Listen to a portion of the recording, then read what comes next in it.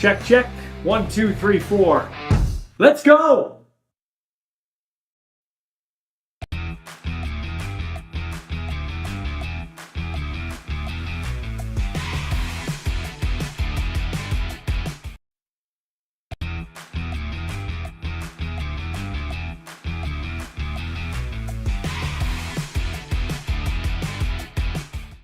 Hey man, how good does it feel to be out on the field and actually playing?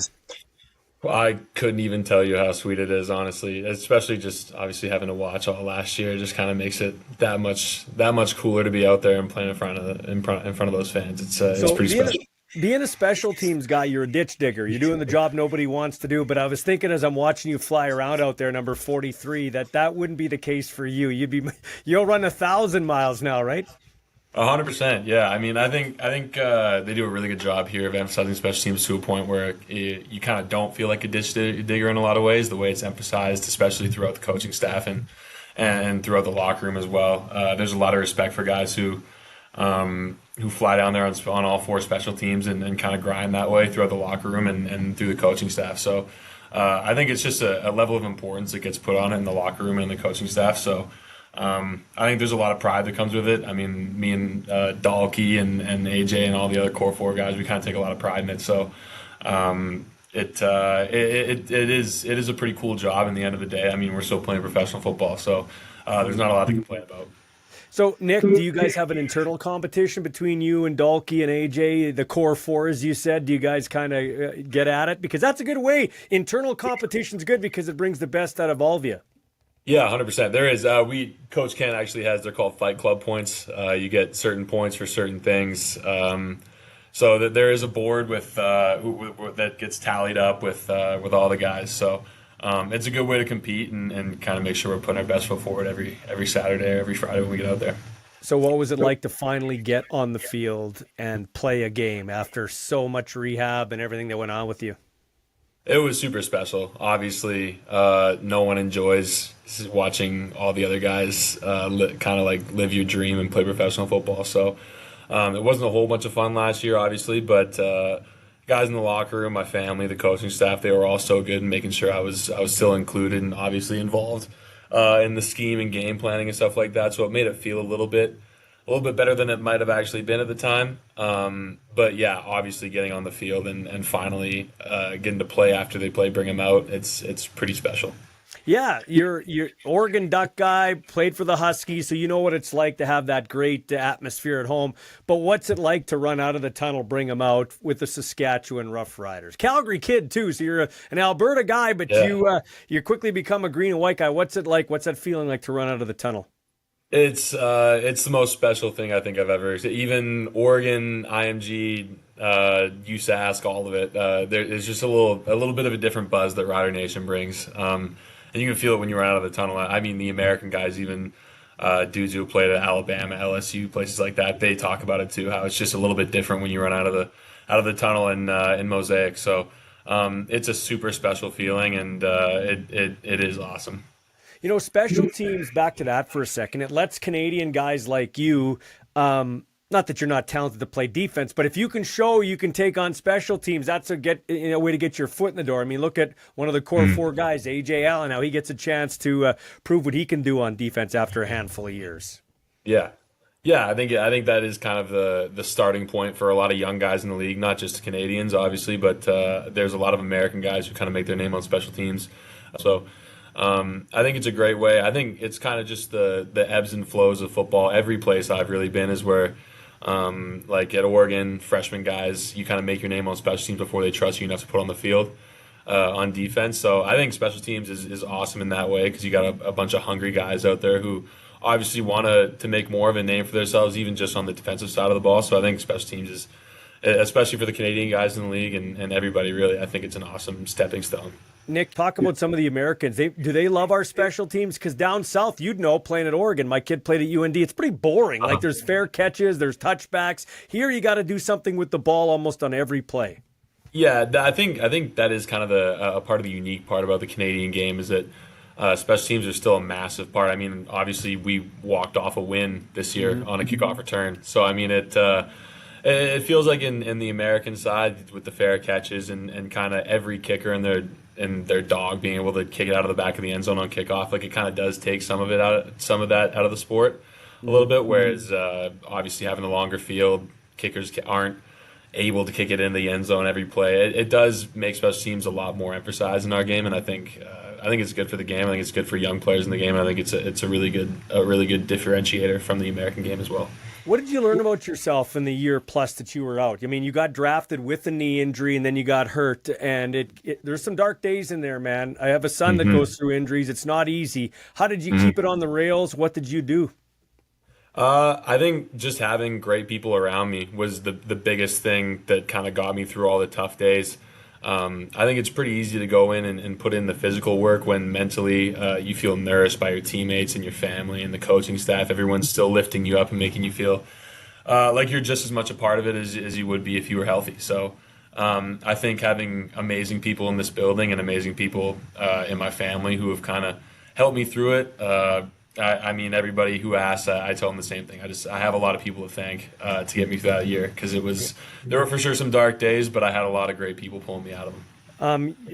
Your dad's my friend, so we talk once in a while, and he was saying how he's just pumped about the situation there in Saskatchewan and the leadership there. Maybe talk about that. I know Kent Majuri really well. I consider him a friend. He's a great special teams coach. And I know Corey Mace casually, but by everything I'm getting, he's running a pretty good ship there. Just talk about the leadership in that locker room. I don't think there's anywhere else I'd rather be in the league, truly. I think you can feel it from the coaching staff down, the buzz, the excitement every day that they bring to the table. Coach Mace is in there yelling in the special teams meeting and getting everybody fired up at 9 a.m, and Coach Kent does the same thing as well. So I think the quality of coach is very important in football, but I think the quality of person is just as important, and I think we have some extremely quality people leading us every game. So I think I have a lot of people to thank for that as well. I think obviously having the leadership in place that we have is pretty special. Couple more quick questions for you. How'd you spend your bye week? What'd you do? I went home, hung out with the family, kind of decompress, take care of kind of the bumps and bruises. I think we're pretty lucky with the buys this week. We kind of get the season segmented pretty well for us, which is a blessing for sure. But yeah, just kind of taking care of the bumps and bruises, hanging out with family, making sure you see everybody at home that you want to see, and then back to work. Take me behind the scenes if you can articulate for me, because the average fan might not realize how much work goes into a week of preparation. That's why when guys win, they celebrate, and when they lose, they take it to heart. Like, it's painful when you lose a game because 100%. of all the stuff you mentally and physically you've done during the week.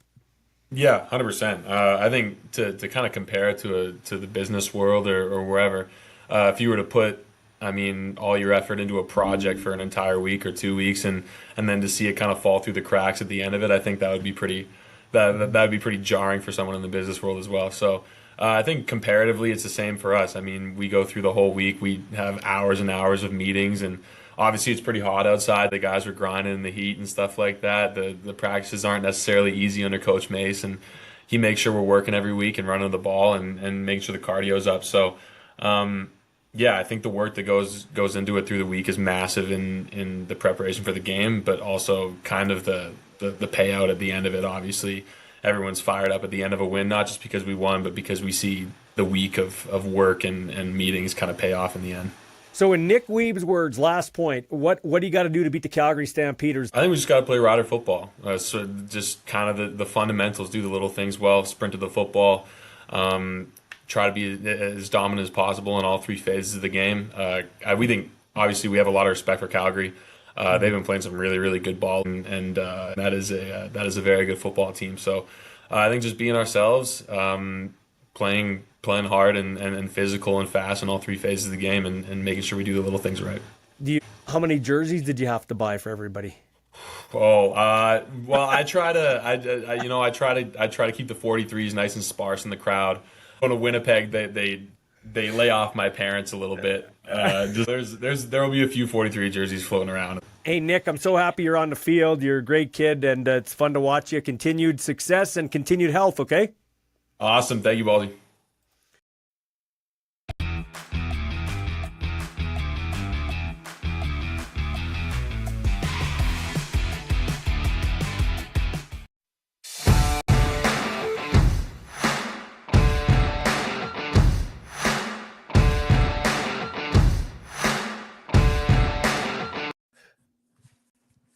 Welcome, Al. It's nice to talk to you. So let's discuss this, okay, my friend? The final out happens. What's running through your mind? Obviously, very elated to have won the championship. It was, game number two, down 6-4, ninth inning, two outs, and you're thinking this thing is all over. And we had a heck of a good season, and the boys gave it their all, and they're able to pull that out with a 10-7 win. And then, even in the last out, I mean, it was a hard hit ball to center right field and a deep one at that, and Mons comes over and catches it, and the crowd all roars. And my wife, who's not a real avid baseball fan, says to me, "Did we lose?" I said, "No, we just won." Oh, So it was great. It was that's great. that's awesome, man. And after losing 3-2 and 11 innings in game one at home, you got to go back to Sylvan Lake for two. And like you said, you're down in game two. Wow. The word when you think about this team, right from Jesse Lubinicki passing away to start the season, is resiliency, isn't it? Yeah, a lot of resiliency, a lot of grit, a lot of grind to them. They just don't they just didn't want to quit. And we were always a pretty good team, as I would say, on the stick offensively. It was defensively where we got hurt by the loss of some key people in our two pitchers. But once Rye was able to fill in with some added bodies, um, and the chemistry came. We were a hard team to beat. We were a hard out, and that was just proven. So we're not talking major leagues here, okay? We're not even talking upper end minor league. So the budget isn't huge, all right? So your coach is also the guy that constructs your team. But what's remarkable is to do it in the season. Like, you lost two premium starting pitchers to pro contracts. You lost a first baseman who could get on the stick, as you just said. And Searing goes away. And if you remember him from you do, but I'm talking to the fans here. He took that shot in the face last year in the playoffs. So it really was your undoing. Tried to stay in the game. And then he leaves for, I don't want to say greener pastures, but different opportunity. And you guys have to retool. It's just amazing what you did. Well, again, it's really a credit to Rye Pathakos, who's got deep connections into ball, especially throughout U.S. colleges. And there's a fine line, as I'm learning in the WCBL. If you recruit too well, you will lose players to pro contracts. Mm-hmm. And so, you've been around sports all your life, Ballsy. You can't hold kids back who are trying to make a living playing pro baseball. And so, on the one hand, you're going, "Wow, we're losing these kids, these two starters to pro ball, and that's going to hurt us." And on the other hand, you're going, "Well, it's a credit to the recruiting that pro ball teams want these guys." Yeah. So, Al, at any point in this run, or at what point in this run did you say, we got a real chance here to win this thing? Like, we got a real chance to win our third ever title? I would say probably the last half dozen games Hmm? where you could see that there was something happening, and I can't put my finger on what it Yeah. was. It just happens in sports, right? You can call it momentum, you can call it gelling. I don't know what it is, Ballsy, but you could sort of see it, you could feel it, and it sort of came true. I remember talking with Ryan. I bet you him and I only talked 10 minutes all year by the dugout one game, and it was late in the season, and I think we just gone through a losing streak. And I said to him, Ryan, just keep the chin up. Not that I had to. He's a glass half full guy. But I said, nobody wins the WCBL championship in July. It just doesn't happen. The playoffs start in August. So if we're in the playoffs, we've got a chance. And that turned out to be true. So, talk to me about that mentality. Like, you're one of the owners here, but you're not around the ball club. Like, you don't go, like you said, you just had a 10-minute conversation with your team coach and the guy who constructs your roster. You're not in the dressing room. Where does that mentality? And by the way, I think owners can do whatever they want. If they're spending the money and they want to be around the team, they can be. I don't have any problem with that. But I also like owners that they hire the right people, or they let the right people run the organization, and they take a step back. Where's that mentality come from you? Well, it really came from me. I coached a little bit of junior hockey up in Melfort, Mm-hmm. and it was at that point, Will, I really appreciated that organization where, the executive and the management team, um, didn't tell me who to dress. They didn't tell me who to play. They didn't tell me how to run the power play. None of that sort of thing. And we had a real winning season. And you sort of see that in other real good organizations. You look at the Pittsburgh Steelers of the National Football League. I mean, the Rooney family puts their coach on the field, and then they stay away. Hmm. What are they known for? For not being involved.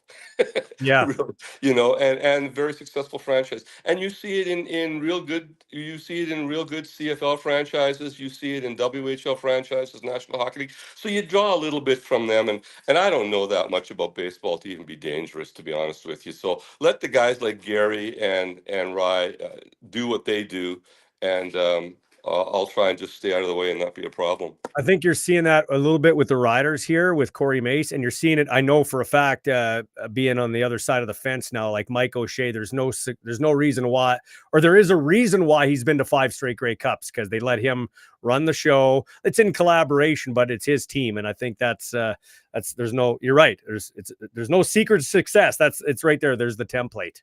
Yeah, I mean, I think ownership or management at any level. I mean, if you're going to pick your head coach, if you pick the right one, there's nothing else that you need to say. You need to set the direction, Mm-hmm. and then you need to let the head coach and the general manager do what head coaches and general managers are supposed to do. Yeah. And if you have to be involved, every third game, you've probably made the mistake. That's a good point. Hey, so yeah, that's right. Okay, so you got to be. I heard as a business owner, I heard the merchandise was flying off the shelves right after the win. Like there was orders coming in. So and taking this over, we had the announcement with yourself and Sean Semple and the whole Queen City Sports. You couldn't ask. You are smiling like a butcher's dog. It's lined up perfectly for everything. Well, I mean, the momentum is very good for what Sean and I are going to try and do, which is still work on getting a baseball stadium. Mm. On the other hand, I mean, really enjoying this win, but the handoff to the new ownership set a pretty high bar, didn't it? Yeah. Here, we just won a championship. Go ahead. Yeah, no kidding. So how much does something like this and this run help you in your idea to get a new baseball stadium, which I do think Regina deserves, and I've always been an advocate of that. So how much does this help? Well, I think unquestionably, Ballsy, it adds more momentum to the discussion. Mm. And it puts the Red Sox brand in a higher place of prominence in the community. It has Mm. to. We just won a Western Canadian Championship and Mm. and represented Regina, I think, very, very well. So I think it adds to the momentum of it all. From a business standpoint, I think it lends credibility to the fact that we do need a new stadium. In that we put 2,000 people into the ballpark, and we had I think another couple hundred on Mount Pleasant Hill, and that created some good atmosphere, and so that sort of sets the stage to say this club can attract probably more than 22 or 2,500 in a nice venue on a regular basis. And bang for the buck, right? Like when we're switching things over to this new model, the first thing fans will think of is how much more is it going to cost me to go to a game? Because right now, the two things in Regina in the summer, you can't find a better thing to do than go to a CFL game in the summer, like for professional football, Yeah.